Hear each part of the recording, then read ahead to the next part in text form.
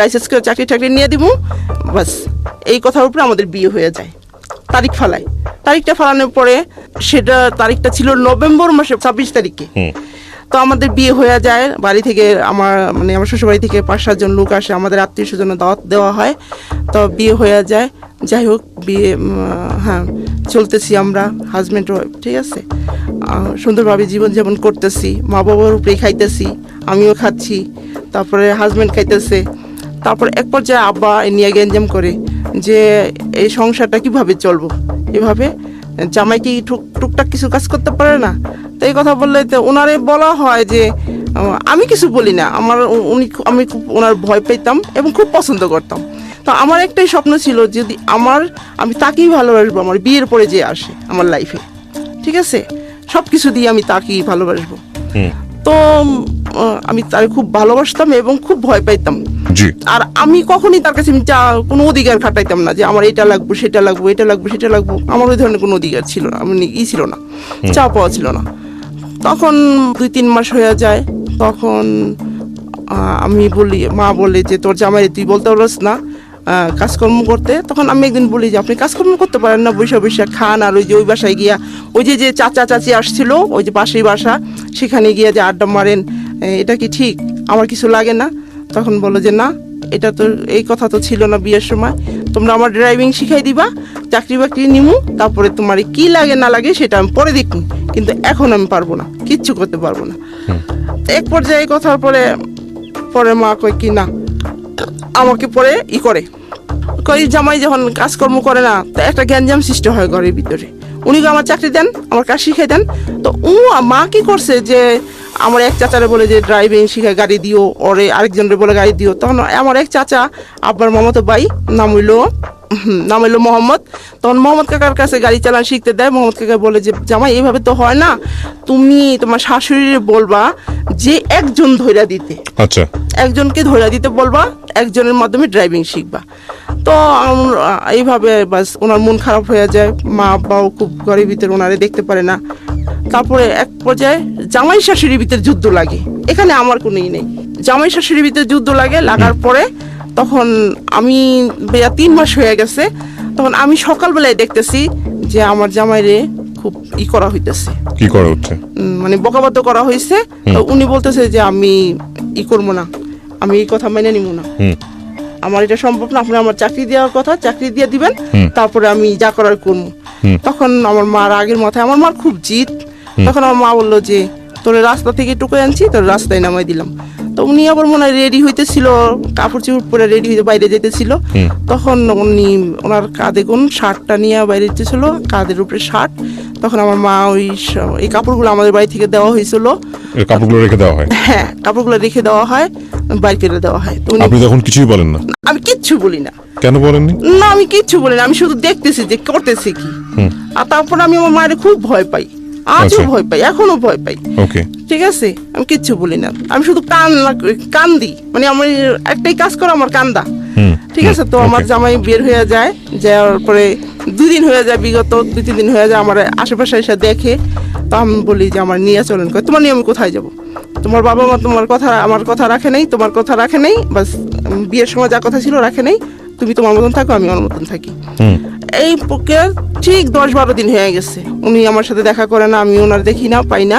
তো এর ভিতরে আমি করছি কি, আমার মাথায় একটা বুদ্ধি আসলো যে যা ইচ্ছা তাই করুক, আমি আমার শ্বশুর বাড়িতে চলে যাবো, যা ইচ্ছা তাই করুক। আমি ঘর থেকে 500 টাকা চুরি করে সকালবেলা হরতাল, সারা বাংলাদেশে হরতাল ছিল, হরতাল চলতেছিল। সকালবেলায় আমি 500 টাকা চুরি করে কাপড় চোপড় গুছাইয়া আমি হাঁটতে সেই জায়গা বুড়িগঙ্গার ব্রিজ পার হই। সেখানে এক হোটেলে গিয়া নাস্তা খাইয়া 10-11টা বেজে যায়। তারপর আমি বাড়িতে চলে যাই। তখন আমার এত খারাপ লাগতেছিল, আমি নৌকায় উঠে খুব কাঁদতেছিলাম যে আমার এটা কি হইলো, কি এমন হইলো, এটা কেমন ধরনের কাজকর্ম হইলো। তখন এইভাবে আমি পরে বাড়িতে যাই, আমার বরপুর বাড়িতে বেড়াইতে উঠি, ওদিকে এদিকে বেড়াই। আমি কি না, এবার আমি আমার শ্বশুর বাড়িতে যাব। তো একদিন সকালবেলা আমার মাথায় ভূত চাপে যে আমি আমার শ্বশুর বাড়িতে যাবো। হ্যাঁ, তো সকালে যখন 8-9টা বাজে, শীতের দিন, তো আমার শ্বশুর বাড়ি আমি তো চিনি না, তো জানি যে আমার শ্বশুরের নাম জানি, গ্রামটার নাম জানি। লোকজনের কাছে জিজ্ঞেস করে পরে ওই বাড়ির পিছনে গিয়া ঘাটায় গিয়ে একটা ঘরের পিছে আমার ভাসুরের ঘরের পিছে গিয়ে আমি দাঁড়াই থাকি আর বারবার উকি মেরে দেখি যে আমাকে কেউ দেখে কিনা তখন আমার দেবর যে আমার বিয়েতে আসছিল পিচ্ছি আমার দেবরটা আমার দেখে ফেলায় তখন দেখে ফেলায় আমার নন্দরে বলে কি যে আপু ভাবি আসছে কয় কি কোন ভাবি কয় সেজু ভাবি ওই যে সাইজা ভাবি ঘরের পিছে দাঁড়াই রয়েছে কি গস্তি হ্যাঁ পরে আমার নন্দে আমার দেওয়ারে দেওয়া ঠিকই আমি দাঁড়াই রয়েছি তখন বলে আপনি এখানে কেন আমি কি বেড়াইতে আসছি। আরেকটা বিরতি নেব প্রিয় শ্রোতা, ছোট্ট একটা বিরতির পর আমি আবারও ফিরে আসবো হাওয়া আপনার কাছে। আর এই অনুষ্ঠানে যারা অংশগ্রহণ করতে চান প্লিজ আমাদেরকে ফোন করবেন। আমাদের ফোন নাম্বারটি হচ্ছে 09611904904। আমি আবারও বলছি 09611904904। ফিরছি ঠিক রাত 12টায়। এই ফাঁকে প্রিয় শ্রোতা আপনাদের সবাইকে জানিয়ে রাখছি ইতিমধ্যেই শুরু হয়েছে রেডিও আম্বার 102.4 FM আমার একটি নতুন শো, যে অনুষ্ঠানটির কথা হয়তো অনেকেই জানেন, মাইক্রোফোন টেস্টিং 1024, যেখানে বাংলাদেশের ছড়িয়ে ছিটিয়ে থাকা অসম্ভব প্রতিভাবান শিল্পী যারা আছেন, যারা কোথাও কোনো ফ্লোর পান না কিন্তু খুব ভালো গান, তাদের সুযোগ ঘটছে একটা অনুষ্ঠানে একটা এপিসোডে নিজেকে প্রকাশ করবার। আপনি যদি খুব ভালো গান করেন এবং আপনি যদি মনে করেন এই অনুষ্ঠানটিতে আপনি অংশগ্রহণ করবেন, তাহলে এই নাম্বারটিতে ফোন দিতে হবে এবং নাম্বারটিতে ফোন দিয়ে ফোন থেকে আপনি যে নির্দেশনা পাবেন সেই অনুসারে আপনি কাজটি করবেন। ফোন নাম্বারটি হচ্ছে 09611001024। আমি বাংলায় বলছি এবং ধীরে ধীরে বলছি 09611001024। এই নাম্বারটিতে ফোন দিয়ে আপনি নির্দেশনা অনুসারে আপনি কাজটি করবেন। আর এমনও হতে পারে এই অনুষ্ঠানের মধ্য দিয়ে সারা বাংলাদেশ আপনাকে অন্যভাবে চিনবে। সো অপেক্ষা করছে আপনার কলের। Secrets, something beyond entertainment.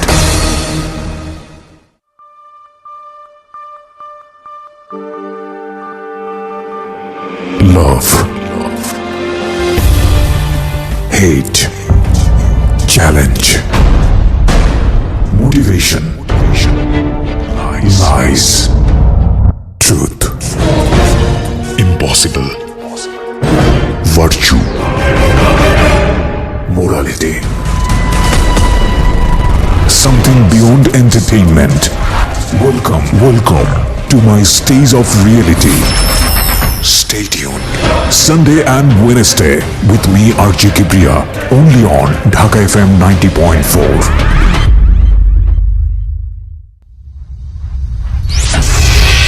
Secrets, something beyond entertainment. সময় রাত 12টা। প্রিয় শ্রোতা শুনছেন সিক্রেটস ঢাকা FM 90.4-এ। আমি RJ কিপ্রিয়া আপনাদের সঙ্গে রয়েছি। আজকে 29তম পর্ব পরিচালিত হচ্ছে সিক্রেটসের এবং এই অনুষ্ঠানে আজকে যিনি আছেন তিনি হাওয়া।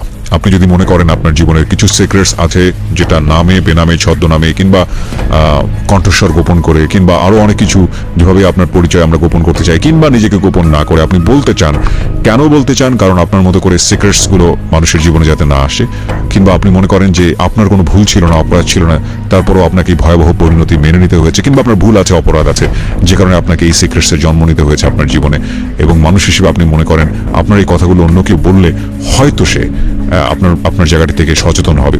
ইউ আর মোস্ট ওয়েলকাম দেন। আমাদের এই অনুষ্ঠানে আসার জন্য ফোন করতে হবে আমাদের এই নাম্বারে 09611904904। আমি আবারও বলছি 09611904904। ওকে।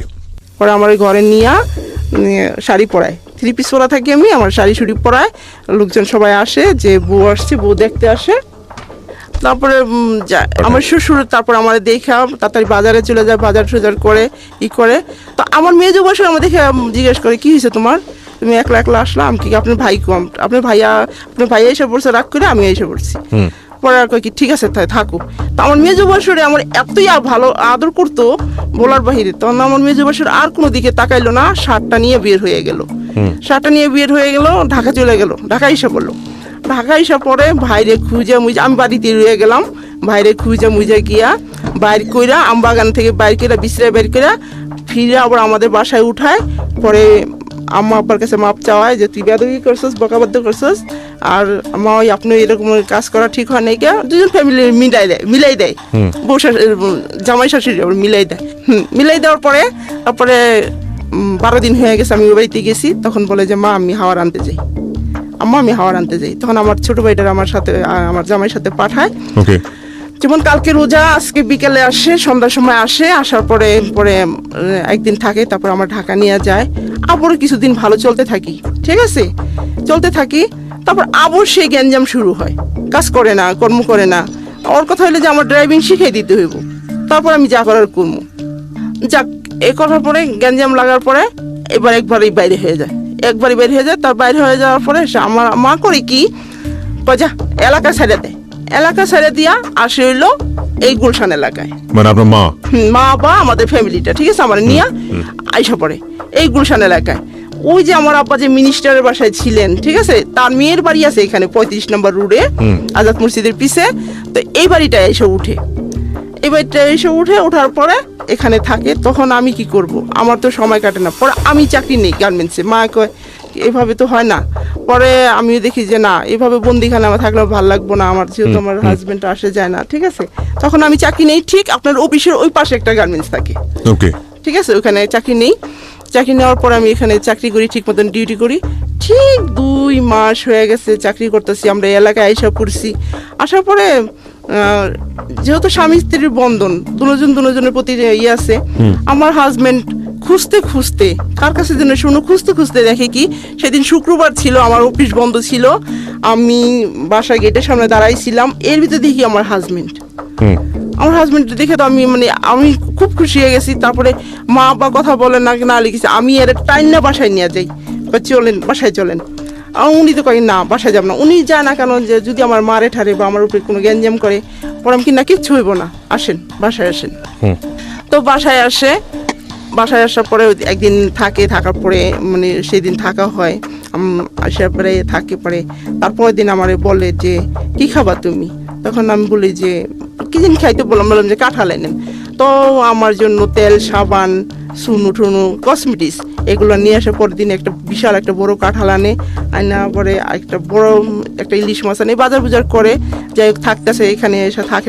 কিন্তু আম্মা পছন্দ করে না, মা আমার জামাইরা আর পছন্দ করে না, দেখতে পারে না, ঠিক আছে। এই করার পরে তারপরে কয় কি না, তোর জামাই থাকতে পারবো না এখানে, তোর জামাই এখানে থাকতে পারবো না।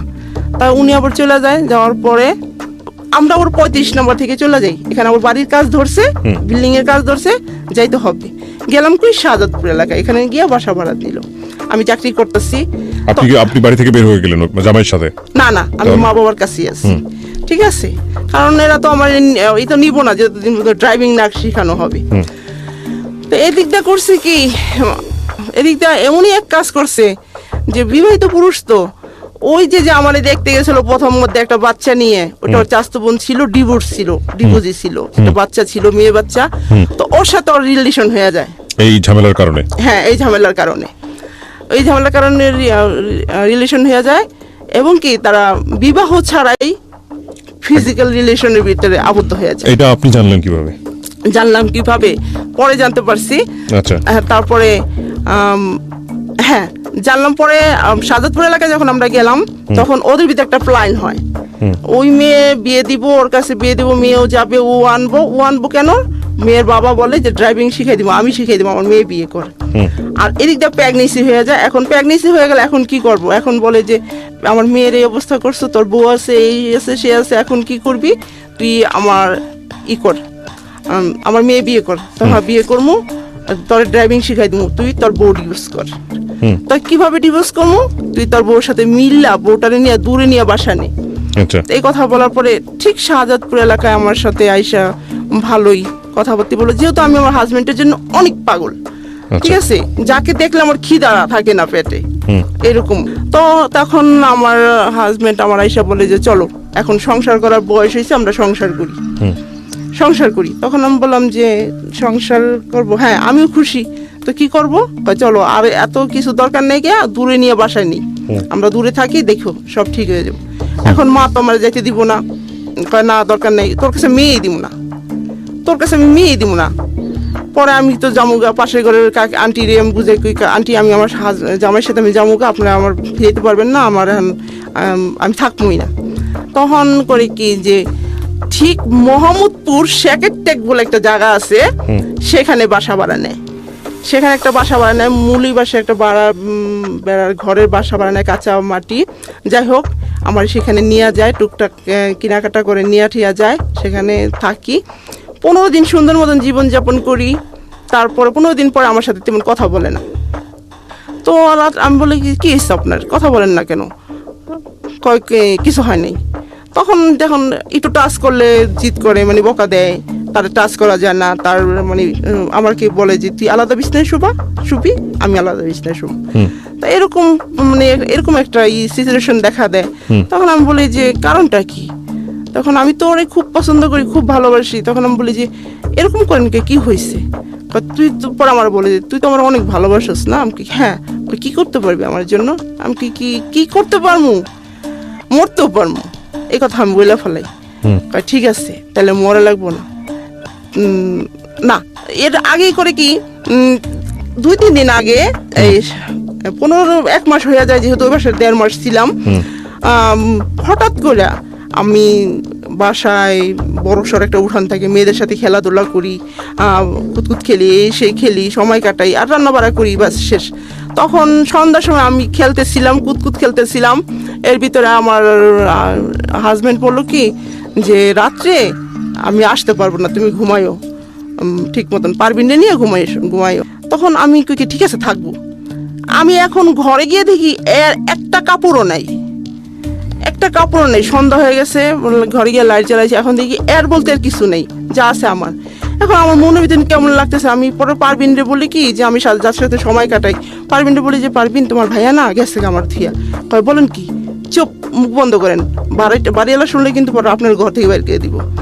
তখন আমি বললাম যে দেখো, দেখেন, চুপ করে 2 দিন থাকেন, দেখেন কি হয়। তো ঘরে এমন পরিস্থিতি যে ঘরে চালও নাই, বাজার বুজার কিচ্ছু নেই, আমার এমন অবস্থায় ফালাই আসে। তো ওই মেয়েটা আমার 2-3 দিন 2 দিন খাওয়াইছে। তাই একদিন দুপুর বেলা, গরমের দিন তো, ঘরে তোর ফ্যান ট্যান কিছু নেই। ওই মেয়েটা ক্লাস 6-এ পড়ে, চেয়ারে বসে পড়তেছিল। আমি একটা মানে খেজুর পাতার পাটি বিছায়া নিচে শুয়ে রয়েছি, ঘুমাই গেছি। তো এর ভিতরে মেয়েটা কখন উঠে গেছে আমি জানি না। ঠিক 2:30-3টার মতন তখন আমি ঘুমন্ত অবস্থায় আমার স্বামী, হাজবেন্ড গিয়াও চেয়ারে বসে আমার ডাকতেছে, বলতেছে হাওয়া উঠো। তো আমি চাই দেখি উনি, তুমি কই থেকে আসলা? পরে ওনারা দেখা পরে আমি উঠা টয়লেটে গেছি, টয়লেট থেকে এসে মুখ হাত দিয়ে, মানে আমি টয়লেটে গিয়ে এত কাঁদছি। পরে বলছে, কান্না করার পরে ঘরে আসছি, ঘরে আসা পরে মাথা মতো আসতাইয়া পরে আমি কি ভালো হয়েছে, এই ঘরে এখন উনি থাকবো, আমি চলে যাম।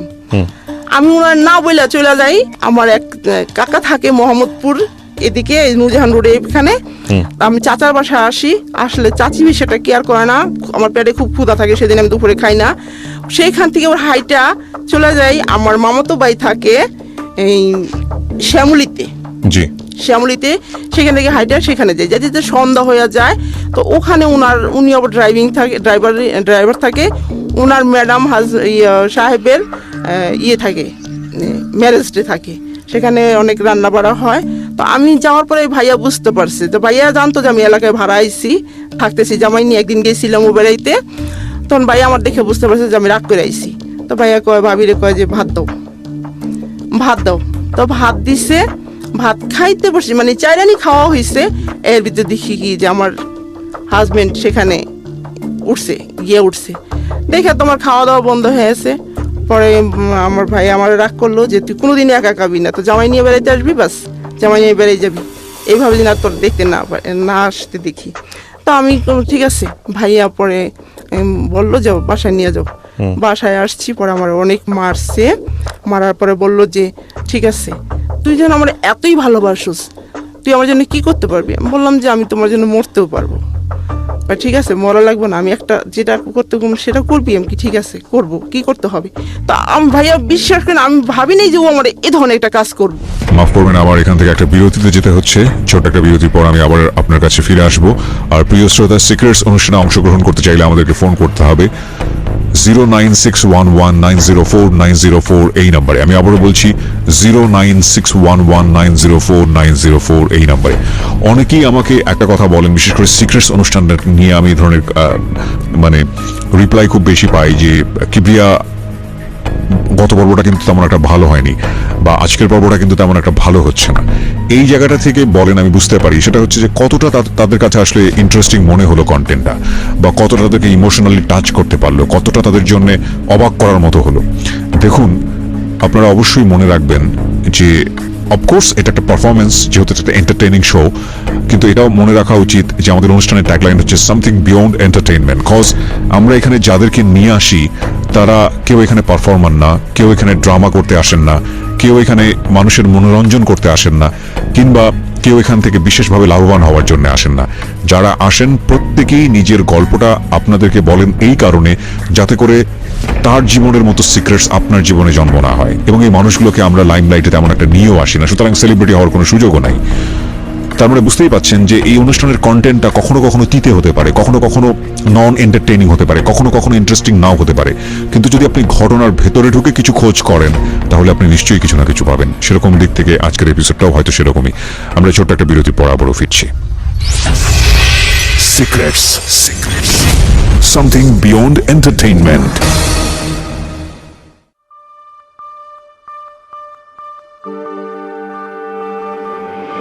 Love, hate, challenge, motivation, lies, truth, impossible, virtue, morality, something beyond entertainment. Welcome to my stage of reality. Stay tuned. Sunday and Wednesday with me RJ Kibriya, only on Dhaka FM 90.4.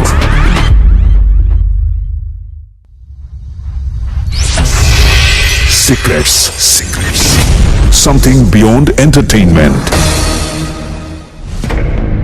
বিরতির পর আবারও ফিরে আসলাম সিক্রেটসে। আপনারা শুনছেন RJ কিব্রিয়াকে Dhaka FM 90.4 এবং হাওয়া রয়েছে আজকের সিক্রেটসে। প্রিয় শ্রোতা, আপনাদের সবাইকে জানিয়ে রাখছি ইতিমধ্যেই শুরু হয়েছে রেডিও আম্বার 102.4 FM আমার একটি নতুন শো, যে অনুষ্ঠানটির কথা হয়তো অনেকেই জানেন, মাইক্রোফোন টেস্টিং 1024, যেখানে বাংলাদেশের ছড়িয়ে ছিটিয়ে থাকা অসম্ভব প্রতিভাবান শিল্পী যারা আছেন, যারা কোথাও কোনো ফ্লোর পান না কিন্তু খুব ভালো গান, তাদের সুযোগ ঘটছে একটা অনুষ্ঠানে একটা এপিসোডে নিজেকে প্রকাশ করবার। আপনি যদি খুব ভালো গান করেন এবং আপনি যদি মনে করেন এই অনুষ্ঠানটিতে আপনি অংশগ্রহণ করবেন, তাহলে এই নাম্বারটিতে ফোন দিতে হবে এবং নাম্বারটিতে ফোন দিয়ে ফোন থেকে আপনি যে নির্দেশনা পাবেন সেই অনুসারে আপনি কাজটি করবেন। ফোন নাম্বারটি হচ্ছে 09611001024। আমি বাংলায় বলছি এবং ধীরে ধীরে বলছি, 0961010224। এই নাম্বারটিতে ফোন দিয়ে আপনি নির্দেশনা অনুসারে আপনি কাজটি করবেন। আর এমনও হতে পারে এই অনুষ্ঠানের মধ্য দিয়ে সারা বাংলাদেশ আপনাকে অন্যভাবে চিনবে। সো অপেক্ষা করছি আপনার কলের, যেখানটায় ছিলাম। ঠান্ডুগুড়ার নাম মোড়ে ডাক দেয়, ডাক দিয়া একটা বেবি দেখেন, একটা বেবি ভাড়া করেন। তখন সেই দিন ছিল শুক্রবার ছিল, তো রাত বেজে গেছে 11টা। তখন আমার সেখান থেকে উঠায়, আমি উঠো উঠো, পরে উঠছি। পরে যখন রাস্তায় এসে ভেবি তো উঠাইলো, ওই ঠান্ডুও ছিল, আমরা দুজনেই ছিলাম। ঠিক আমার ওই অবস্থায় মগবাজার কাজীর অফিসে নিয়ে আসে। আমার বলতে আমার কেউ নেই পাশে, ঠিক আছে। তো ওই যে প্ল্যান পাস করছে, ও যে মেয়েটার সাথে ওর পরবর্তীতে ফ্রি হয়, ঠিক আছে, ওর দ্বিতীয় স্ত্রী হয়, ওর তো চাচা, দূর সম্পর্কের চাচা হয়। তো ওই দেখি কি আমার ওই মানে ওর ওই চাচারে কাজীর অফিসে, আর ঠান্ডু, তারপরে আর শুধু আমি আর ও, ঠিক আছে। এর ভিতরে বললে কাজী বলে মেয়ের পক্ষ কে আসছে, এরা কাজী মনে আগেই ভাস করে রাখছে কিনা জানি না। তো মেয়ের পক্ষে কে আসছে, মেয়ে যে ডিভোর্স করবো, মেয়ের পক্ষে কে? আমি এরকম হয়ে যাই, মানে শক্ত হয়ে যায়। আমার কান্নাও আসে না, হাসি আসে না, মুখ দিয়ে কোনো কথা বের হয় না। তখন আমার পরিচিত, মানে আমরা যে বাসায় আমার বেশি বিয়ে হয়েছে, পাশে একটা ভাড়াইটা পরে আসছিল, ওনার বাড়ি নোয়াখালী। তো ওই ভাইয়াটা খুবই ভালো থাকে, ওই ভাইয়ারা ডাইকে নিয়ে যাওয়ার পরে কাজের অফিসে নিয়ে যাওয়ার পরে হয়েছে মেয়ের পক্ষে। পরে ওই ভাইয়া কয় কি, না আমি তো মেয়ের পক্ষে না, তুই ডিভোর্স করবি, করে দে, সমস্যা নেই। তো আমার মানে এর আগে আমি যদি কাজীকে বলতাম যে আমি কিচ্ছু বলিনি, আমি শুধু চাইছি মানে ইটা দেখতেছিলাম, পরিবেশটা দেখতেছিলাম যে তখনকার পরিবেশটা কি হইতেছিল। আমি পাথর হয়ে গেছি। তখন আমাকে ডিভোর্স করে দেওয়া হয়। ডিভোর্স তো দেওয়া হয় মানেটা কি? আপনি নিজেও সাইন করেন সেখানে? হ্যাঁ হ্যাঁ। তখন কাজী জিজ্ঞেস করে তুমি ভাত খাবে না কেন মা? ওই যে ওর চাচা যে, ঠিক আছে, ওর দ্বিতীয় শ্বশুর হইব, বলে যে ছেলে ভালো না, ছেলে কামাই রোজগার করে একটা খাওয়ায় না, খোঁজ খবর নেয় না, এমন জামার দরকার কি, ঠিক আছে, এই জন্য ডিভোর্স করে দিব। তখন কাজী লেখা পরে বলে যে সিগনেচার দাও। আচ্ছা, সিগনেচার দাও। আপনি কোনো কথাই বলেন না? না, আমি কোনো কথা বলি না, পাথর হয়ে গেছি। কথা একটাই বলছি, ও যখন আগে সিগনেচার করা দরকার, আমি বলছি না আমি আগে সিগনেচার করব। তো আমি সিগনেচার করার পরে বাস, সিগনেচার পর আমি পরে শিক্ষা দিছি, হাও করে শিক্ষা দিছি। পরে কাজী বললো যে এখন কান্না করো কেন? তখন আমি তোমার জিজ্ঞেস করলাম, তুমি তো কিছুই বললে না, তুমি তো বুবা হয়ে গেছো গা। পরে সে কাজের অফিস থেকে বের হইলো, পরে ভাইয়া করলো যে তুই যে এরকম একটা মেয়েরে এত রাত্রে এইভাবে ডিভোর্স করে ছায়া দিলি, মেয়েটা কই যাইবো এখন, কি করবো এই মেয়েটা, কি হবে মেয়েটার? তখন আমাকে 20 টাকা সাধে যে যে মেয়েটা কই যাবো, মেয়েটার যে বাসায় যেতে এই 20 টাকার সাথে আপনার হাজবেন্ড? হ্যাঁ, তখন হাজবেন্ড। তার হাজবেন্ড না এক্স হাজবেন্ড? হ্যাঁ। তখন পরে আমি 20 টাকা নেই না, ভাইয়া কই কি তো টাকা লাগবো না। তো ভাইয়া খুবই ভালো মানুষ, পরে ভাইয়া বাসায় নিয়ে আসে, ওই বাসায় তোমার বিয়ে হয়, ভাইয়া ভাবির ডাইকে উঠায়, পরে আম্মু দরজা খুলো, পরে ভাবি দরজা খুলে বলে কি যে ওরে হাত পা ধোয়াইয়া ওরে রেডি করে ই করো, ওর ভাত খাও, ফ্রেশ করে ভাত দাও, ওরে ভাত খাক। পরে ভাবি ভাত দিছে, আমি না ভাবি ভাত খাম না। আমি তো কান্না করতে থাকি, ভাবি কান্না করেন না, যা হয়েছে ভালো হয়েছে, ও আপনি জীবনও ভালো করতে পারবো না, ও নিজেও ভালো থাকবো না, আপনার ভালো থাকতে দিব না। তখন আমি ওই বাসায় থাকতে থাকি।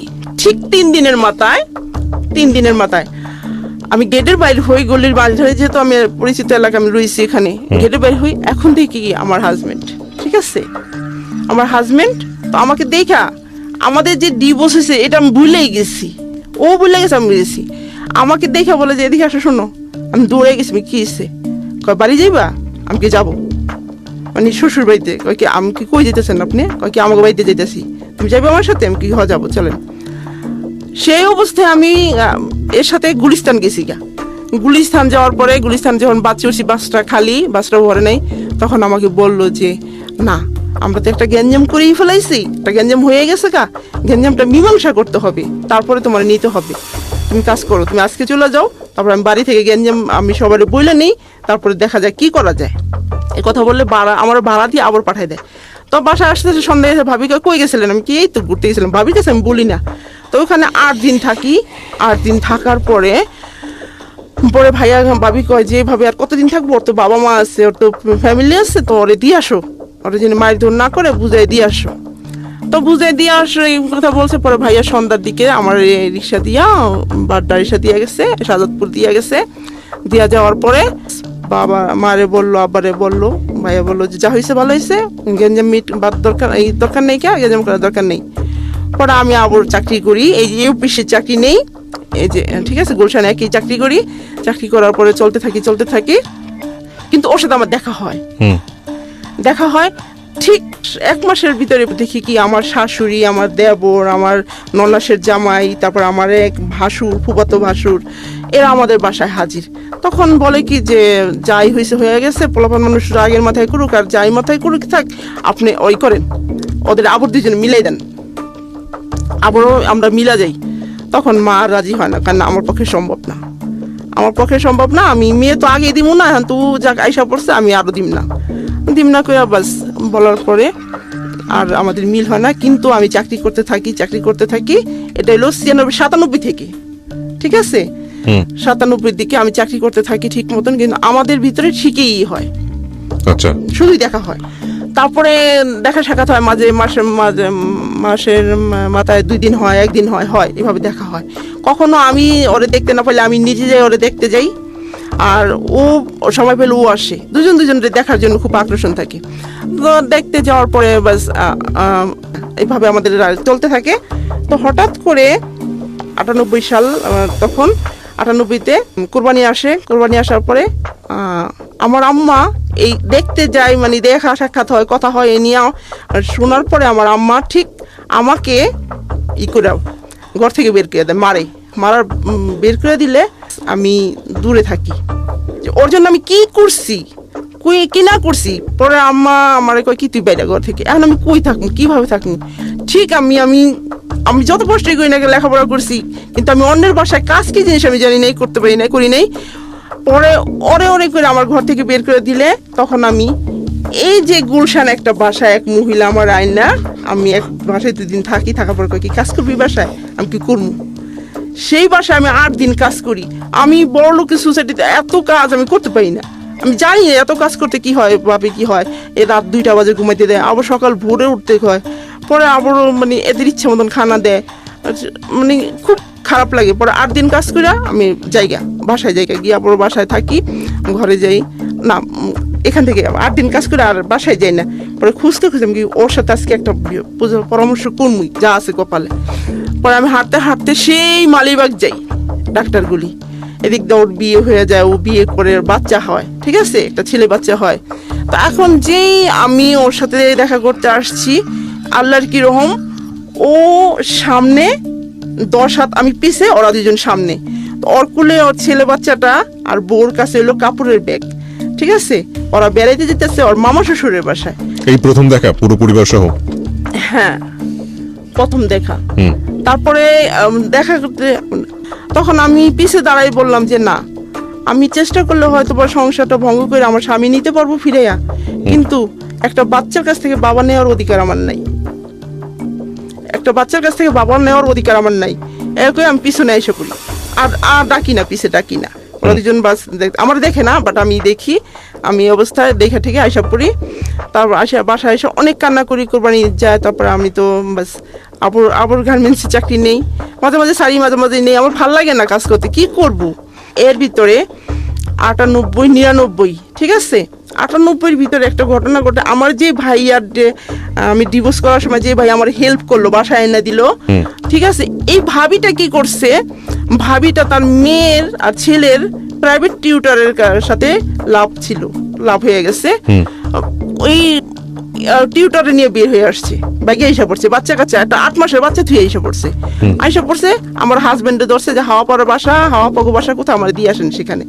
তখন আমার হাজবেন্ডকে আমি তো বাসায় যেতে পারবো না, আমি অফিসে দিয়ে আসি।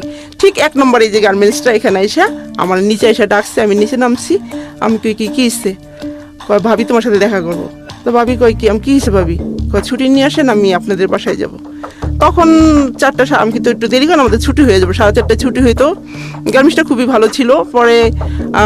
পরে ভাবি কি হিসে, ভাবি আমি এসে পড়ছি, আপনার ভাইয়ের ভাত খাবো না। তখন পরে জানতে পারি যে উনি স্যারের সাথে ভাইকে এসে পড়ছে, ঘর থেকে টাকা গহনা টহনা যা ছিল, ওর ভাইয়া তো কন্ট্রাক্টর ছিল, বিল্ডিং এর কন্ট্রাক্টর ছিল, ভালো পয়সা ছিল। তখন ওই ছাড়টাও সাথে আসে, উনি আমাদের হাতে পৌঁছে দিয়ে, আমার হাজবেন্ড ওই ভাবিটারে পৌঁছাই দিয়ে আছে, ভাই আমার একদিন উপকার করছে, তো ভাই আর ভাবির আমার উপকার করতে হয়। তখন আমি বললাম, মনে মনে ডিসিশন নিলাম যে আমি ঘর ছাড়া হয়েছি, এখন ভাবি আমার কাছে আশ্রয় নিছে, ভাবিকে বাঁচানো যায় কিভাবে আর সংসারটা টিকানো যায় কিভাবে, আমার সেই ব্যবস্থা করতে হইব। তখন ভাবির বাসায় নিয়ে গেলাম। পরে ওই ভাইয়ের ওনার যে স্যার, ওই স্যারটারে বললাম যে ভাইয়া আপনারা যাই করছেন, আপনাদের তো বিয়েটা হইতে হইব, আপনি একটা কাজ করেন, আপনি দূরে থাকেন, ভাবি আমাদের কাছে থাকুক, আপনি ওই ধরনের ব্যবস্থা করেন। ঠিক আছে। তখন আমার আবার এক দূরের সম্পর্কে কাজিনস, আমরা এক গোষ্ঠী বংশধর, মালিবাগে থাকতো, বিয়ে ঠিক হয়েছে, বিয়ে দাওয়াত করছে, আমরা বিয়েতে যাব। তো ভাবিকে নিয়ে গেলাম, ভাবি আমাদের বাসায় 8-9 দিন হয়ে গেছে, রইতাছে থাকতেছে, ভাবিরে নিয়ে গেলাম। তো ভাবির গলায় যে লকেট, একটা 12 আনিশনের চেন ছিল, চেনটা আমি ভাবি, আমি তো বিয়ে খেতে চেয়েছি, চেনটা আমার দিন, আমি একটু পরি। তো ভাবির চেনটা পরে আমি বাস ভাবির মার সাথে বসায় রাইখা, ঠিক ওই বাসাটা ছিল ওই যে খিলগাঁর ওইদিকে গুলবাগের দিকে, আমার বিয়ের বাড়ির দাওয়াতটা, মানে বিয়ের বাড়িটা, আর ডাক্তার গলিতে আমি আইসা পড়ছি। প্রিয় শ্রোতা, আমরা এই জায়গাটায় ছোট্ট আরেকটা বিরতি নেব। বিরতির পর আজকের এই অনুষ্ঠানে শেষবারের মতো আবারও ফিরবো। যারা এই অনুষ্ঠানে আসতে চান আমাদেরকে ফোন করবেন 09611904904 এই নাম্বারে। ছোট্ট একটা ব্রেক। এই ফাঁকে প্রিয় শ্রোতা, আপনাদের সবাইকে জানিয়ে রাখছি, ইতিমধ্যেই শুরু হয়েছে রেডিও আম্বার 102.4 FM আমার একটি নতুন শো, যে অনুষ্ঠানটির কথা হয়তো অনেকেই জানেন, মাইক্রোফোন টেস্টিং 1024, যেখানে বাংলাদেশের ছড়িয়ে ছিটিয়ে থাকা অসম্ভব প্রতিভাবান শিল্পী যারা আছেন, যারা কোথাও কোনো ফ্লোর পান না কিন্তু খুব ভালো গান, তাদের সুযোগ ঘটছে একটা অনুষ্ঠানে, একটা এপিসোডে নিজেকে প্রকাশ করবার। আপনি যদি খুব ভালো গান করেন এবং আপনি যদি মনে করেন এই অনুষ্ঠানটিতে আপনি অংশগ্রহণ করবেন, তাহলে এই নাম্বারটিতে ফোন দিতে হবে এবং নাম্বারটিতে ফোন দিয়ে ফোন থেকে আপনি যে নির্দেশনা পাবেন সেই অনুসারে আপনি কাজটি করবেন। ফোন নাম্বারটি হচ্ছে 09611001024। আমি বাংলায় বলছি এবং ধীরে ধীরে বলছি, 09611001024। 024। এই নাম্বারটিতে ফোন দিয়ে আপনি নির্দেশনা অনুসারে আপনি কাজটি করবেন। আর এমনও হতে পারে এই অনুষ্ঠানের মধ্য দিয়ে সারা বাংলাদেশ আপনাকে অন্যভাবে চিনবে। সো অপেক্ষা করছি আপনার কলের। Secrets. Something beyond entertainment.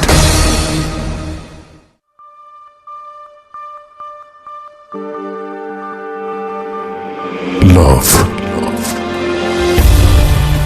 Hate. Challenge. Motivation. Lies. Truth. Impossible. Virtue. Morality. Something beyond entertainment. Welcome to my stage of reality. Stay tuned. Sunday and Wednesday with me RJ Kibriya, only on Dhaka FM 90.4.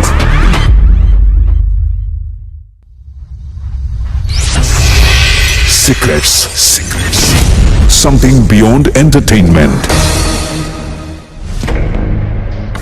ফিরে আসলাম আরো একবার। আমরা অনুষ্ঠানের একেবারে শেষ প্রান্তে চলে এসেছি। আজকের এই অনুষ্ঠানটি হয়তো সেই অর্থে এন্টারটেইনিং না, কিন্তু অনেক বড় লেসন রয়েছে। আপনারা যদি ডিপলি যান হয়তো বুঝতে পারবেন, বাট কারো কারো জন্য যে লেসন হতেই হবে বিষয়টি এরকম নয়। কারণ of course it's a entertaining show, কিন্তু সামথিং বিয়ন্ড এন্টারটেইনমেন্ট, এডুকেশনের জায়গাটা থেকে।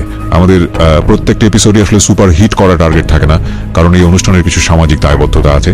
সেই জায়গাটি থেকে প্রতিটি মানুষকে তার প্রবলেমগুলো, তার ভুলগুলো, তার অপরাধগুলো বলার সুযোগ আমরা করে দিই। তো সেই জায়গাটি থেকে কখনো কখনো কোনো অনুষ্ঠানের কন্টেন্ট আপনার মনোভূত নাও হতে পারে। হয়তো হাওয়ার কন্টেন্ট আজকে আপনাদের অনেকেরই মনোভূত হয়নি, কিন্তু আমি বিলিভ করি হাওয়াকে শুনে অনেক হাওয়াই ভুল পথ থেকে হয়তো বা সরে আসবেন। যেখানটাই ছিলাম বলুন তারপর। আইসা পড়ছি, এর ভিতরে আমার চাচতো বোন আমার দেশে কোনো আসছে, আমার সাথে চাকরি করতো। তো দুই বোন আমরা আইসা পড়ছি। আইসা পড়ার পরে তখন দেখি কি এর মা 8 মাসের বাচ্চা থেকে গেছে, বাচ্চাটা দুধের জন্য খুবই করে কান্না করে, খুবই কষ্ট হয় রাখতে। তখন ভাইয়ারা বললাম কি হয়েছে ভাইয়া, ভাবি কো, ভালো মন্দ দিয়ে গেলাম, বললো যে নাই, গেছে গা কোথায় গেছে আপনি জানেন না? না, তখন বললো যে না জানি না। ভাইয়া করছে কি চেনটা যেন ফলো করে ভাইয়া, এই জন্য আমি চেনটা পরে গেছি। তখন ভাইয়া কয় কি তুই চেন পেলি কই? আমি কিনছি। কয় কি না তুই বল আমার চেন কই পেলি? পরে আমি বললাম যে ভাবি এমন আমাদের কাছে আছে ওই লোকটা কই? আমি ওই লোকটার সাথে মিশতে দিইনি। কয় ঠিক আছে। পরে হেসে আমি ভাইয়ারে আইনা বিয়ে বাইতে কোনো গ্যাঞ্জাম করবে না ভাইয়া, অনেক মানুষ, ভাবিরে নিয়ে যান বাসায়। তো ভাবিরে নিয়ে আসলাম বিয়ে বাড়ি থেকে। আসার পরে ভাইয়া অনেক মারলো ভাবিরে, বাসায় এনে অনেক মারলো। তো মার দেওয়ার মারটা দেখে আমি বললাম কেন, আমি মিলাই দিলাম এই কাজটা কেন করলাম। ভাবি এত মারলো, মারার পরে হসপিটালে ভর্তি করলো, এত মারছে। মারার পরে যাই হোক, তারপরে এদের সংসারটা ঠিক হয়ে যায়, বড় ঠিক আছে। এইভাবে চলতে থাকে, আমাদের দেখা হয়। তো 2098-99 সালে এখন মা চারিদিকে এই করছে যে ওরে বিয়ে দিতে হবে, আপনাকে? হ্যাঁ, আমাকে বিয়ে দিবে, ঠিক আছে। তো এর ভিতরে হঠাৎ করে কুমিল্লার একটা ছেলে, ঠিক আছে, আমাদের বাসায় থাকে একটা গাজীপুরে একটা লোক থাকে, শালনা, ওনার নাম ফজলু। তো ফজলু কাকার বলে যে মেয়ে বিয়ে দিব, জামাই দেখেন। তো ওর সাথে যে ফজলু কাকার সাথে জানি এই কুমিল্লার ছেলেটার কিভাবে দেখা হয় রুহুলের সাথে জানি না, ও রুহুল আমাকে দেখায়, ঠিক আছে। দেখানোর পরে বলে যে না চলে। তখন ওই ছেলেটা বাস গার্জিয়ানের মাধ্যমে ফেলে আমার পিছিয়ে কিছুদিন ঘুরে, আমি রাজি হই না। আমি একটা কথাই বলি যে আমার কিন্তু হাজবেন্ড আছে, যখন আপনি আমাকে বিয়ে করবেন, আপনারা এরকম আপনি সাইন করার পরেও তো আপনি আপনার হাজবেন্ডের সাথে দেখা করতেন, স্বামী স্ত্রীর যে সম্পর্ক সেটা আপনাদের মধ্যে ছিল, দেখাটাই ছিল, শুধু দেখাটাই ছিল, আমাদের এদের কোনো ছিল না, ঠিক আছে, দৈহিক কোনো কিছু ছিল না। তখন বাস তারপরে এক পর্যায়ে ওই ছেলেটা আমার খুবই করে বুঝাই শোনায়, রাজি রুজি করায়, আমার 2 ফ্যামিলির ভিতরে কুমিল্লা বিয়ে হয়ে যায়। তো 1 বছর আমি ফ্যামিলির মাধ্যমে বিয়েটা হয়, বিয়ের পর আমি 1 বছর থাকি। বিয়েটা হওয়ার পরে 1 মাস 10 দিন পরে কি হয়, আমার যে আগের হাজবেন্ড, ওনার নাম শাহজাহান, উনি তো মাঝে মাঝে আমার সাথে দেখা করে। তো উনি যখন দেখা করতে আসছে শাহাদাতপুরে জিলপরে এসে দাঁড়ায় থাকে, তখন আমাদের ওইখান থেকেই দেখা হয়। তো আমার বাসায় একসাথে আমরা 3টা মেয়ে চাকরি করতাম। ওই 2টা মেয়ে বলে যে তোমার আপা কোথায়, আমার চাচতো বোনটা বলে যে কি খবর তোমার আপা কোথায়। আচ্ছা, আমি ইন ডিটেইল না গিয়ে আমি আপনাকে কিছু কোশ্চেন করি। এই যে ছেলেটা আপনার পিছনে ঘুরছিল তাকেও তো আপনি বিয়ে করেন একটা সময়? হ্যাঁ, কুমিল্লারই ছেলেটা। কুমিল্লার ছেলেটার নাম কি ছিল? রুহুল আমিন। হ্যাঁ। একে বিয়ে করার কতদিন পর্যন্ত সংসার করেছেন? 4 বছর। 4 বছর। সংসারটা ভেঙেছে কেন মূলত? হ্যাঁ, মূলত একে বিয়ে করার পরেও কি আপনি প্রথম হাজবেন্ডের সঙ্গে যোগাযোগ করতেন? না একদম অফ হয়ে গিয়েছিল? না, একদম অফ হয়ে গেছে। আচ্ছা। যেহেতু আমি বিয়ে করে ফেলছি, ঠিক আছে, বিয়ের 1 মাস 10 দিন পরে আমার আগের যে হাজবেন্ড শাহজাহানের সাথে আমার দেখা হয়। দেখা হইলে পর ওরা বলে যে আপা বিয়ে হয়ে গেছে, আপা বাসায় আছে, কালকে আসবো অফিসে। আমি একটু অসুস্থ থাকি, আসি না। তারপরের দিন ঠিক এখান থেকে আমার বলে যে এটা তুমি কি করলাম, কি করবো, কি করার আছে, যা হয়েছে হয়ে গেছে। তখন বলে যে আমার সাথে যাইতে হইব। তখন আমি বলি যে কই যাবো, আমার সাথে যাইতে হবে, ওঠো রিক্সায় ওঠো। তো রিক্সা আমি উঠবো না, এর ভিতরে এক বৃদ্ধ লোক বলে যে বলে কি হয়েছে বাবা, ও আমার জোর করে উঠে আমি উঠবো না। আমি কি এখন আমার শাহজাহান বলতেছি কি যে ঘরের ভিতরে ঝরগা লাগছে, টুকটাক ঝরগা করে আইসা পড়ছে। তখন ওই বৃদ্ধ লোকটা বলে কি যাও বাবা, রাগ করা মেয়েদের রাগ করা ভালো না, যাও উঠো রিক্সা উঠো। ওই লোকটা আমার রিক্সা উঠে দেয়। উঠাই দিলে উনি আমার রিক্সা দিয়ে নিয়ে বাড্ডা বালুর মাঠ, ওনার এক চাচা আছে, আমার চাচা শ্বশুর থাকতো, সেই বাসা নিয়ে আমার আটকানোর পরে কয় কি আমার চাচি শাশুড়ি কয় কি আপনাকে বউ নিয়ে আসছি, আমি এখনই কাজে নিয়ে আসবো, ডিভোর্স করব আর বিয়ে হবে। তখন আমি জিনিসটা চিন্তা করলাম যে আমি যাকে বিয়ে করলাম মেহেন্দির রং ওঠে নাই, 1 মাস 10 দিন, তার খারাপ দেখলাম না, ভালো দেখলাম না, আমি এই সময় একটা কাজ করলাম, আমার বাবা মা কি বলবো, আমার ফ্যামিলির মান সম্মানটা কোথায় যাবো। তখন বলো যে কাকি আপনি বাজারে যান, টাকা দিয়ে গেলো 300, আর আমি কাজে নিয়ে আসি। তারপরে আর কাকি আমার কি পরে আমি কি করবো, আমার তো ভাগতে হবে, কিন্তু পলাইতে হইব। তখন কাকি বললো যে আমার তো বাজারে যেতে হইব, তুমি কি পালাই যাবে কেন? আমি না কাকি, মাটি নিয়ে কিরা কাটাইলো, কিরা কাটলাম। আমার ব্যাগে 15 টাকা ছিল, আমি 15 টাকা পোলা পান্ডে দোকানে নিয়ে এই কলা ঠলা কিনে দিয়া, চকলেট কিনে দিয়া আমি আইসা পড়ছি। এই পালিয়ে আসলেন, আর দেখা হয়নি? না, আমার সাথে আর দেখা হয়। তো 4 বছর পরে সংসারটা ভাঙলো কেন? হ্যাঁ, তারপরে 1 বছর পর আমার কুমিল্লা নিয়ে যায়। বিস্তারিত আমি যাচ্ছি না, 4 বছর পরে সংসারটা ভাঙলো কেন, মূল কারণটা বলেন আমাকে। মূল কারণটা, সংসারটা ভাঙলো, ও খুবই খারাপ ছিল, কুমিল্লার ছেলেটা খুবই খারাপ ছিল। জুয়া, নেশা, ঠিক আছে, তারপরে ডাকাতি, আমি এগুলো কখনোই দেখি নেই, এত খারাপ ছিল বলার বাহিরে, এতটা খারাপ ছিল। তো 4 বছর সহ্য করলেন কেন? কেন সহ্য করলাম, যে বিয়ে কয়বার হয়, ঠিক আছে, এদিকে তো আমার বাচ্চা কাচ্চা হইতেছে না। তো 2003 সালে যে ইলেকশনটা হইলো মার্চ মাসের 5 তারিখে, ঠিক আছে, ইলেকশন পর্যন্ত ভালোই ছিলাম। তো ও অনেক খারাপ কাজ করছে, বড়ারের সাথে বাড়ি, তো খুবই নোংরা কাজ করতো, আমার রাতের ঘুম হারাম হয়ে যেত। এমন কাজ করতো, গাড়ি যে পাচার হয়, সিএনজি, তারপরে মাইকো, এগুলো যে পাচার হয়, এগুলো আমি কখনো দেখিনি। এই লিডারদের সাথে চলতো। আচ্ছা। মেয়ে মানুষ লগে নিয়ে নেশা খাওয়ায় ড্রাইভারকে, পরে এই কাজ করতো, যা আমি এই নিয়ে 3-4 বার ওর কাছ থেকে দূরে, মানে ঢাকা এসে পড়ছে রাগ করিয়া। আমি ফ্যামিলি কারোর সাথে এই করিনি, এই ব্যাপারটা বিষয়টা আলাপ করিনি, দেখি ঠিক হয় কিনা। আচ্ছা। এক পর্যায়ে একটু ঠিক হয়, রাজনীতি, এরপরে ইলেকশন আসে, একটা নিজের আমার স্বর্ণের চেন থাকে, চেন বিক্রি করে দিয়া আমি আমার ভাই গিয়া দোকানপাট দিয়ে দেয়, 4 দোকান দেয়, নাস্তা পানির দোকান দেয়, যাক ছোটখাটো একটা হোটেল দেয়। উনি এক সাইডে একটা জায়গা দেয়, রাজনীতি মানে ক্লাব বসানোর পরে উনি করে আমলিকের সাপোর্ট, আর ওই এলাকার পাশ করে বিএমপির লোক, ঠিক আছে, বিএমপি ওই বছর পাশ করে ভাঙচুর হয় যে সারা বাংলাদেশে। তখন উনার নামে একটা কেস হয়ে যায় কি আমাদের দোকানে, আমি দোকান থেকে একটা কাপও আনতে পারি নাই। উনি তো পালায়, যে গাঞ্জা পাওয়া গেছে, ফেন্সি পাওয়া গেছে 100 বোতল, এইসব পাওয়া গেছে। তারপর উনি পালায়, তো আল্লাহ কি এর ভিতরে আমি প্রেগনেন্ট হয়ে যাই, ওই মাসে আমি প্রেগনেন্ট হয়ে যাওয়ার পরে, তো উনি পালায় পর আমার মেজো বাসার ওই চিটাংতে ফোন দেয় যে তুই চিটাং এসব পর, নাহলে তোর অবস্থা টাইট হয়ে যাবো। তো উনি যেদিনকে চিটাং যাবে সেদিন আমি ওনার বলি যে তুমি আমার পানি দাও, পানি দিচ্ছি। তখন আমি বললাম যে আজকে আমার তো বেশি খারাপ লাগতেছে, ভালো লাগতেছে না, আমি মনে হয় প্রেগনেন্ট। তখন বলে যে তোমার প্রত্যেক মাসেরই চলে গেল। তো এর ভিতরে চিটাং গিয়া আমি অসুস্থ হয়ে যাই, পরে চিঠি পাঠাইলে পরে আমি চিঠি পাঠাইলে পরে আমি খুবই অসুস্থ। পরে আমার শ্বশুরে আমার কাছে চিঠি লেখে, যে আপনার বউ ঢাকা পাঠান, যেহেতু রান্না বাড়া করতে পারে না, বিছনা থেকে উঠতে পারে না, ঢাকা পাঠান। এই যে ঢাকা আসি, প্রেগনেন্ট অবস্থায় ঢাকা আসি, এই যে শেষ আসা আমার। এরপর আপনি আরেকটা বিয়ে করেছেন, ওই বিয়েটা কি কেন করলেন? এই বিয়েটা কেন করলাম, আমার ভাইটাকে বিয়ে করাইলাম, ঠিক আছে, আমার ভাই আমার পরেরটা যেটা বিয়ে করাইলাম, তখন এই সংসারে মনে হয় যে আমি একটা বেশি বাড়তে গেছি, ঠিক আছে। বোট আনার পরে আমার সাথে মার সাথে তো আমার এমনি আন্ডারস্ট্যান্ডিং কম, ঠিক আছে। ভাই বোট আসার পরে কেমন যেন আমার মনে হইতেছে যে আমি ওই ঘরে একটা বান্দি, তারপরে বান্দি আর আশেপাশের লোকজন বাঁকা চোখে তাকায়, তখন আর এই যে আমার বাচ্চাটা হওয়ার পর থেকেই আমার প্রথম হাজবেন্ড আমার প্রতি আকর্ষণ থাকে। আমাদের তো এক সময় থাকেই, ঠিক মানে আছে, এটা প্রথম হাজবেন্ডের সাথে তারপর আপনার যোগাযোগ থাকে, যোগাযোগ থাকে, সেকেন্ড হাজবেন্ডের সাথে ডিভোর্স হওয়ার পরেও যোগাযোগ থাকে। যোগাযোগ থাকে। আমাদের বাসায় যায়, আমার ভাইয়ের সাথে চলে, একসাথে চলে, বাসায় যায়। আমার ভাইরে বলে যে মিরুষেন, আমার ছোট ভাইয়ের নাম তো মিরুষেন, একটা কাজ করো, এই আমাদের আবার মিলাই দাও। তখন আমার ভাই বলে যে না, এটা সম্ভব না। তারপরে যাই হোক, কিন্তু তারপরে আমার ফুফাতো বাইরে, আমার কিন্তু আপনার সঙ্গে তো যোগাযোগ থাকে। তেমন থাকে না, ঠিক আছে। আজকে চিঠি পাঠায়, কালকে এটা পাঠায়, কালকে ওটা পাঠায়। পরে আমার যে ফুফাতো ভাইয়ের সাথে ওনার খুব ক্লোজ থাকে। আমার ফুফাতো ভাইরে ধরে বলে যে আপনারা একটা কাজ করেন, হাওয়ারে আমার কাছে আবর দেন। তখন ভাইয়া বলে যে কি কস, তোর তো একটা কিছু করতে হইব। তখন আমি ভাবলাম যে আসলে তো কিছু একটা করতে হইব। তখন আমি এক পর্যায়ে ওর সাথে ভাইয়ার বলি যে না আমার পক্ষে সম্ভব না, ওর ব্যবহার আচার খুবই খারাপ, ও আমার সাথে খুব খারাপ কাজ করছে।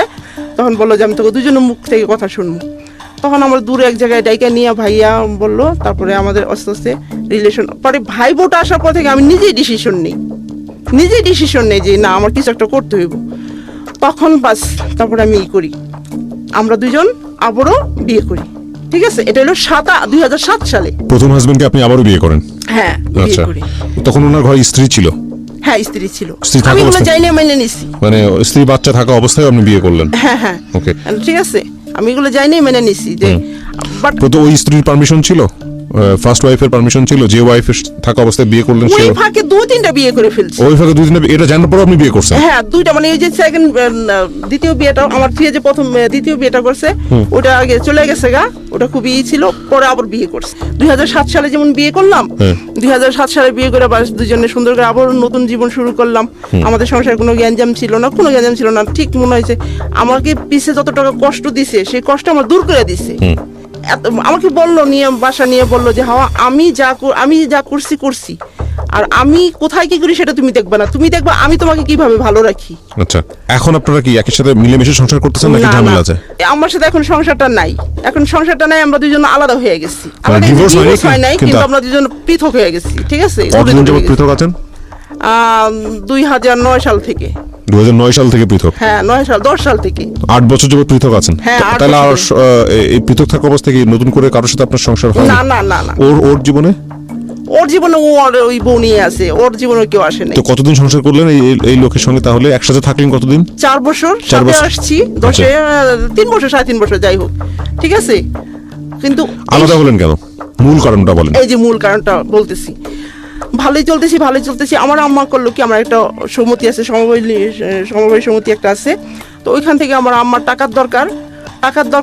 তখন করলো কি, আমার নামের উপর টাকা উঠাইলো, 64,000 টাকা উঠাইলো।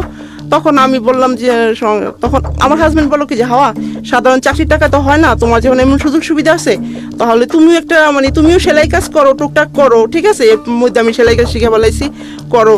তারপর ছেলেটা আমাদের কাছে থাকুক, আমরা এই টাকাটা চাকরিও করি, বিজনেসও করি। এইটা আমার মা মেনে নিল না। কি করলো, আমার এখান থেকে টাকা নিয়ে এলো 40,000। আমার ছেলেটারও দেয় না, আমার ছেলেটার দিয়ে হাতায় নেয়। মানে আমি একটা জিনিস যেটা বুঝতে পারছি, টাকা নিয়ে একটা ঝামেলা তৈরি হয়েছে। ঝামেলা তৈরি হওয়ার পর থেকে আপনাদের মধ্যে ডিসটেন্সটা তৈরি হয়েছে, দূরত্ব তৈরি হয়েছে, এবং সেটা এখন পর্যন্ত আর হচ্ছে না, না। এখনো আমাদের এই হয় নাই। আচ্ছা, আপনার এই যে জীবন, এই জীবনে আসলে প্রথম ভুলের জায়গাটা হলো যে আপনি আপনার হাজবেন্ডকে কতটা ভালোবাসেন এইটা প্রমাণ করতে গিয়ে আপনি ওনার সাথে ডিভোর্স পেপারে সাইন করেছেন। আপনি যদি নাই থাকেন ওর জীবনে, তাহলে ভালোবাসা প্রুফ করার সুযোগটা কোথায়? আপনি এই যে ডিভোর্স পেপারে সাইন করলেন, ডিভোর্স পেপারে সাইন করাটা মানে কি তোমার জীবনে আমি থাকবো না? তারপরে কিন্তু ওর সঙ্গে আপনি থেকেছেন, বিভিন্নভাবে থেকেছেন, এবং সেই থাকাটা এমন হলো যে দ্বিতীয় হাজবেন্ডকে ডিভোর্স দিয়ে আবার ওর জীবনে ফিরে আসা। হ্যাঁ, এটাই হচ্ছে আপনার জীবনের সবচেয়ে বড় ভুল। প্রথম পর্যায়ের বড় ভুল আপনি যেটা করলেন সেটা ঠিক আছে, আমি বুঝি ইমোশনালি করে ফেলছেন, বয়স অনেক অল্প ছিল, আপনার পরিবারের ভুলই বেশি। কিন্তু পরের বার তো যে ভুলগুলো হলো সেগুলো তো আপনি নিজে থেকেই করলেন, কারণ ততদিনে তো আপনি অভিজ্ঞ হয়ে গেছেন। দ্বিতীয় সংসার করার পরও তো আপনি অভিজ্ঞ হয়ে গেছেন, এবং অভিজ্ঞতা থাকা অবস্থায় দ্বিতীয় যে ছেলেটা ছিল আপনার জীবনে, কুমিল্লার ছেলে, আপনি বলছেন ভালো না, এই অভিজ্ঞতা থাকা অবস্থাতেই আপনি চাইলে নিজের পায়ে দাঁড়াতে পারতেন। আলাদা হয়ে বের হয়ে এসে অর্থ করে রোজগার করে আপনি নিজের পায়ে দাঁড়াতে পারতেন। তা না করে আপনি এত লম্বা একটা সময় একটা মানুষের সাথে সংসার করার পরেও, আপনি আগের সে হাজবেন্ড, তার এতগুলো বিয়ে থাকার পরেও আপনি তাকে বিয়ে করলেন, এবং বিয়ে করার পরে আপনি কিছুদিন সংসার করার পরে আবার ডিভোর্স হয়ে গেল। ডিভোর্স ঠিক না, ডিস্টেন্স তৈরি হয়ে গেল। তো এই যে বিষয়টা, আমি মনে করি এই পুরো জীবনের ঘটনাটাই আসলে একটা ইমোশনাল গেম, শুধুমাত্র আবেগই খেলা, এই আবেগের মধ্য দিয়ে জীবনের এতগুলো বছর। বিয়েটা হয়েছে কত সালে? একদম প্রথম বিয়ে 95-তে। 95-এর পরে আজকে হচ্ছে 2018 সাল, তার মানে 23 বছর। এই 23টা বছর চলে গেছে শুধু আবেগ দিয়ে। বাচ্চা কয়টা আপনার? ও একটাই। কোথায় থাকে? এখন তো বাচ্চার রানিং এ 15 চলতেছে। কোথায় থাকে? আমার কাছে আছে। আপনার কাছে থাকে। তো বাচ্চা কিছু বলে না আপনাকে? এই জীবন নিয়ে কোনো সমস্যা হয় না? বাচ্চা কোনো কোশ্চেন করে না? না, বাচ্চা তো জানি না তার বাবার নাম, মানে ও যে কুমিল্লার ছেলে, আমি এটা আজ পর্যন্ত জানি না? না। তো বাচ্চা জিজ্ঞেস করেন আমার বাবাকে? ও জানে যে ওর বাবা এই যে শাহজাহান, কারণ আমি ওর শ্বশুর বাড়িতে ওর নিয়ে গেছি, পরে করছি। এটা তো আপনি আরেকটা ভুল করতেছেন। কেন আপনি এটা করছেন? ঠিক আছে, কারণ আমি চাই না, যেহেতু কুমিল্লার এই লোকটা আমার সাথে যেরকম ব্যবহার করছে, সেটা খারাপ থাকুক, কিন্তু তার পিতৃ পরিচয় জানার অধিকার তো তার আছে। আপনি যে সে লোকটা আপনার সঙ্গে খারাপ ব্যবহার করেছে সেটা ঠিক আছে, কিন্তু সে তো তার সন্তানের হকদার, ওরও সে দুনিয়াতে সন্তান এসছে। সুতরাং আপনি আপনার ছেলেকে বলতে পারতেন, আমাকে একটু শেষ করতে দেন প্লিজ, আপনার সন্তানকে বলতে পারতেন যে তোমার বাবা আমার সঙ্গে এইরকম খারাপ ব্যবহার করেছে, যে কারণে জিনিসটা হয়ে গেছে, কিন্তু সে তোমার বাবা, এটা আপনি বলতে পারতেন। কিন্তু আপনি তাকে একটা ভুল পিতৃ পরিচয় দিয়েছেন, এবং সেই শাহজাহানের সঙ্গে আপনি থাকতে পারেননি। তাহলে এই ছেলে যদি ভবিষ্যতে বড় হয়ে প্রশ্ন করে আপনাকে, সেই প্রশ্নের উত্তর দিবেন। এটা তো আপনার জন্য, এটা আপনি অপরাধ করেছেন, এটা ভুল না, এটা অপরাধ। আমার মনে হয় আপনার সন্তানকে বলা উচিত। কি করে আপনার সন্তান এখন? কি করে আমার সন্তান এখন? এতদিন লেখাপড়া করছে, তারপরে না এখন করে না, এখন লেখাপড়া করে না, এখন একটা কাজে ঢুকে গেছে। ও আপনাকে, এই যে আপনি যে অবস্থায় আছেন এখন আপনি কি করেন? আমি এখন টুকটাক টেলারিং করে চলি। টেলারিং করে চলেন। তো আপনাকে সাহায্য করে আপনার ছেলে? আপনার সঙ্গে ভালো ব্যবহার করে? হ্যাঁ, আমার ছেলেটার আমি সেটাই আমি করতে পারছি, আমার ছেলেটার আমি খুব ভালো করে তৈরি করছি। না, আলহামদুলিল্লাহ, তাহলে তো খুব ভালো ব্যবহার করুক। তাহলে আমার মনে হয় যে আপনি একটা সময় ওনাকে আসল ব্যাপারটা খুলে বলেন। আপনি আজকে রেডিওতে যেভাবে বললেন, ওকেও আপনার বলা উচিত, আরো বিস্তারিতভাবে বলা উচিত। তাহলে হয়তো আপনি যেহেতু আমার ছেলেটা মনে হয় একটু জানে, কিন্তু আমার সাথে এই করে না, এগুলা খারাপ ব্যবহার করে না, খারাপ ব্যবহার করে না কোনো সময় না। যাক, তাহলে খুবই ভালো। সম্ভাবনার মাঝে বেঁচে থাকি আমরা। একটা মানুষ যখন ভুল করেন, একটা মানুষ যখন অপরাধ করেন, একটা মানুষ যখন গুনাহ করেন, যদি ধর্মের দিক থেকে যাই, তাহলে ওই মানুষটির সমস্ত দরজা বন্ধ হয়ে যায় না। যদি বন্ধ হয়ে যেত তাহলে সৃষ্টিকর্তা তাকে পৃথিবীতে খাবারের জায়গা করতেন না, অন্ন দিতেন না, মানুষটির কোনো পাপ শোধরানোর সুযোগ দিতেন না। সুতরাং সৃষ্টিকর্তা যদি এই সুযোগটি দিয়ে রাখেন, আমরা মানুষ হয়ে কেন সেটা বন্ধ করি? আমরা যেন আমাদের ভুলটা বুঝতে পারি। কারণ আমরা সবসময় বলি প্রতিটা জীবনই সম্ভাবনাময়, প্রতিটি মানুষই সম্ভাবনাময়। যে মানুষটি সারা জীবন জুড়ে খারাপ কাজ করছে, কে জানে সে হয়তো এমন কোনো ভালো কাজ নিয়ে অপেক্ষা করছে সামনে, যেটা হয়তো হাজার ভুল, হাজার খারাপ কাজ, কিংবা পুরো পৃথিবীকে বদলে দিতে পারে, কিংবা পুরো সমাজকে বদলে দিতে পারে। সুতরাং এই সম্ভাবনার দিকে তাকিয়ে আমরা যেন অপরাধটিকে এমনভাবে না দেখি যাতে করে ওই মানুষটির ভালো কাজের সম্ভাবনা কিংবা ভালো কাজ যে সে করেছে সেটার দরজা একেবারেই বন্ধ হয়ে যায়, কারণ সেটাও কিন্তু এক ধরনের অপরাধ।